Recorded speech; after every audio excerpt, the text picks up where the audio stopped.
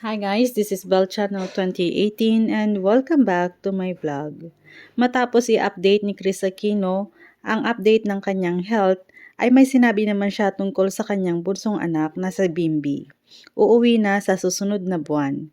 Ibinunyag ni Chris na kailangan ng magtrabaho ni Bimbi dahil tumataas na ang bills niya sa pagpapagamot. Yan ang inihayag ng dating TV host matapos siyang kumustahin ng isang fan sa kanyang latest Instagram post. Sagot naman sa kanya ni Chris, Beam might go home after my birthday. He needs to work because my medical bills are already getting higher and higher.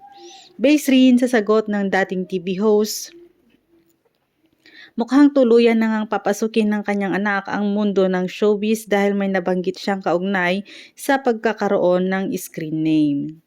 Ayon sa celebrity mom, hindi niya papayagang palitan ang pangalan ni Bimbi. The stage mom is already saying no to a name change. He'll stay as Bimb, no last name like Drake, saad ni Chris. Kung matatandaan noong Hulyo nung nakaraang taon ang ibinalita ni Boy Abunda na pinag-uusapan na ang pag-aartista ng anak ni Chris.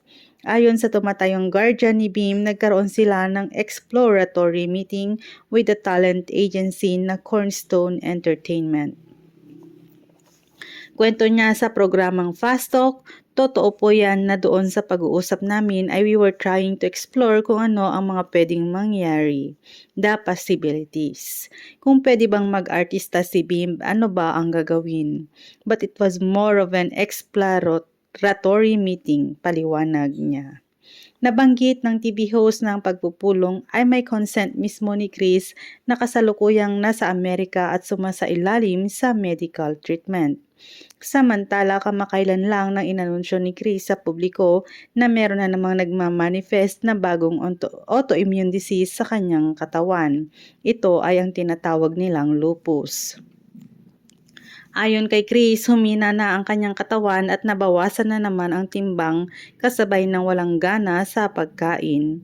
Ayon kay Chris, unti-unti nang lumalabas sa kanya ang mga sintomas ng SLE o ang tinatawag nilang systemic lupus erythematosus, ang sinasabing most common form ng isang lupus. Para sa kaalaman ng marami, ang SLE ay isang autoimmune disease in which the immune system attacks its own tissues, causing widespread inflammation and tissue damage in the affected organs, ayon sa isang health website. Pero sa kabila nga ng kanyang lumalalang kondisyon, naniniwala pa rin si Chris na siya ay gagaling.